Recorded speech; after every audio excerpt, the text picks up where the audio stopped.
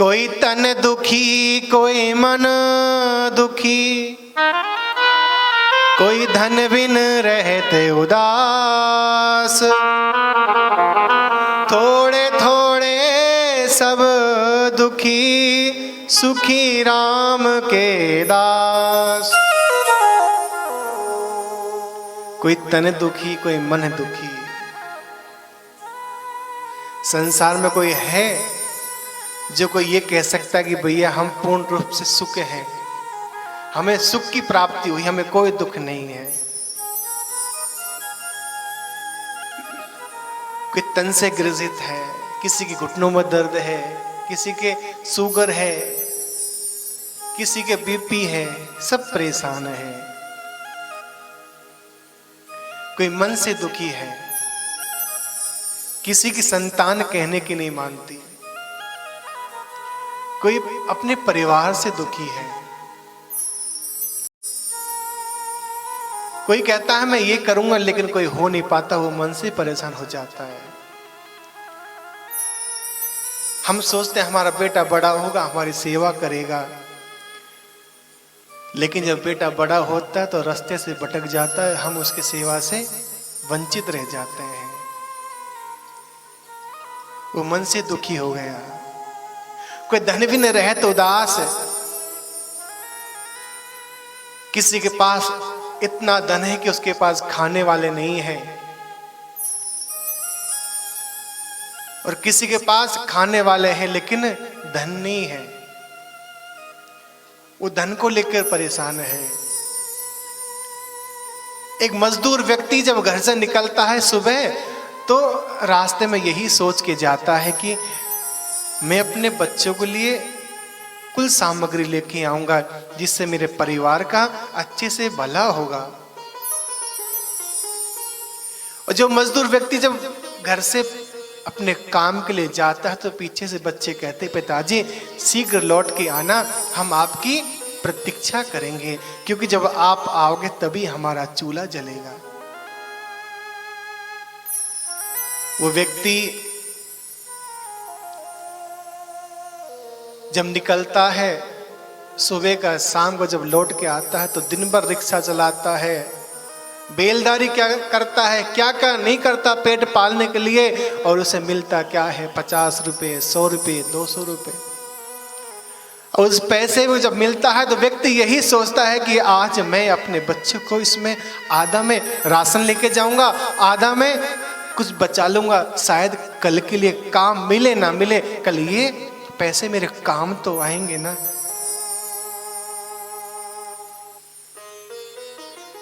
और जो मजदूर व्यक्ति घर को जाता है ना, तो उसके बच्चे हाथ पकड़कर कहते हैं, पिताजी कुछ सामग्री लाए क्या, राशन कुछ लेके आए क्या, खाना बनाना था, आपकी प्रतीक्षा कर रहे थे, कब आप आओगे, तब कब हमारा चूल्हा जलेगा, तभी रोटी बनेगी। वो व्यक्ति अपने बच्चों को सांत्वना देते हुए कहता है, बोले पुत्रों, बोले हे मेरे बच्चों, आप चिंता मत करो, मैं आपके लिए बहुत सारी सामग्री लेके आया हूं। और कुछ सामग्री बच्चों को पकड़ाकर वो मजदूर व्यक्ति अंदर जाकर रोता है कि ठाकुर तू मुझे इतना देते रहना जिससे मैं अपने बच्चों का पालन पोषण करता रहूं। मेरे बच्चे किसी के आगे भीख न मांगे, मेरे बच्चे किसी के आगे दर दर की ठोकर न खाए। ठाकुर इससे बिल्कुल वंचित मत करना, वरना मेरे ऊपर मेरे बच्चों का जो विश्वास है वो टूट जाएगा। पिता अपने बच्चों के लिए राजा होता है, पिता अपने बच्चों के लिए राजा होता है। जब एक पिता के साथ में बच्चा उंगली पकड़ कर बाजार में जाता है ना, तो पिताजी से बच्चा कहता है, बोले पिताजी ये खिलौना दिला दो, ये चीज दिला दीजिए, ये भी सामग्री दिला दीजिए, ये वाला दिला दीजिए। पिताजी अपने बच्चे को मना नहीं करते, और जब कहता है बेटा जरूर दिलाऊंगा, और जब बेटे को लेकर जो दुकान पर जाता है ना, तो बेटे का मुख तो दुकानदार की तरफ होता है, लेकिन पिता उस दुकानदार के आगे हाथ जोड़कर खड़ा रहता है और कहता है बच्चे को महसूस मत होने देना कि मेरे पास धन नहीं है, वरना मेरा बच्चा सोचेगा मेरे पिता के पास आज खाने को नहीं है।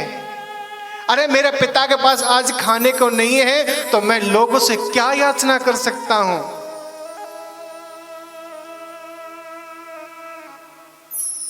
पिता अपने बच्चों के लिए सूर्य की तरह होता है। जैसे सूर्य के ताप को हम सहन नहीं कर सकते, लेकिन बिना सूर्य हमारा जीवन भी अधूरा हो जाता है, उसी प्रकार पिता का हमारे जीवन में बहुत महत्व है।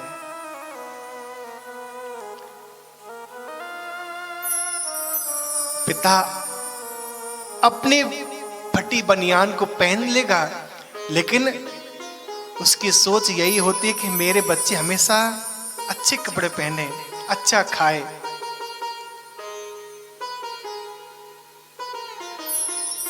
और जिसकी जिंदगी में पिता चले जाते हैं ना महाराज,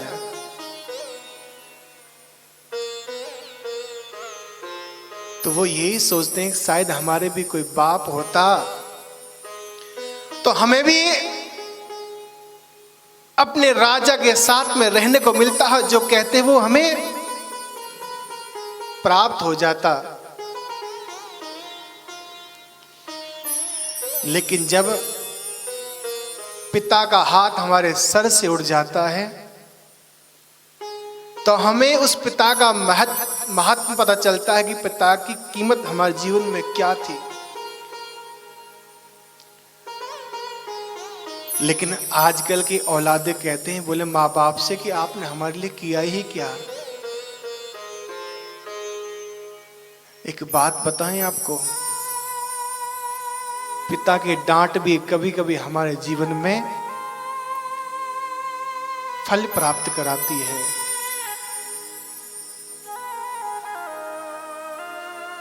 एक व्यक्ति ने पूछा, बोले भैया माँ बाप में अंतर क्या है। उस व्यक्ति ने कहा, बोले भैया माँ बाप में अंतर तो कुछ नहीं है, लेकिन हमारे जीवन में माँ से अधिक पिता का महत्व है। बोले क्यों? बोले मैया तो अपने बच्चे को उठाकर गोदी में बगल में लगा लेती है और यही कहते हैं, बोले बेटा जितना मैं देख रही हूं उतना तू भी देख ले। लेकिन पिता ही ऐसा है जो अपने बच्चे को कंधे पर बिठा कर कहता है, बोले बेटा जितना मैं नहीं देख सकता उससे अधिक तू देख। ये पिता ही तो कर सकता, और कौन कर सकता है।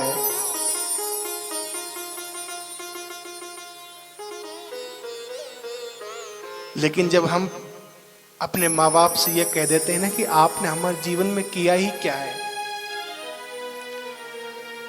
तो कभी उन माँ बाप से पूछना कि उनके दिल पर क्या बीतती है। जब स्वयं पिता बन जाते हैं तब पता चलता है कि भैया पिता का जीवन में महत्व क्या होता है।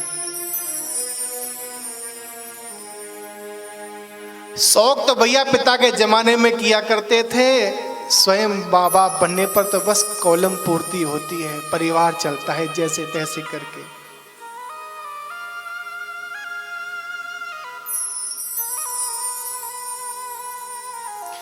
हम दीनन दुखिया भारी,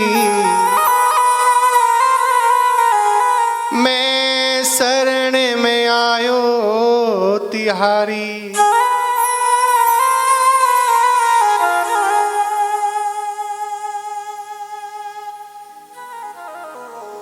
हमारे पास सब कुछ होते हुए भी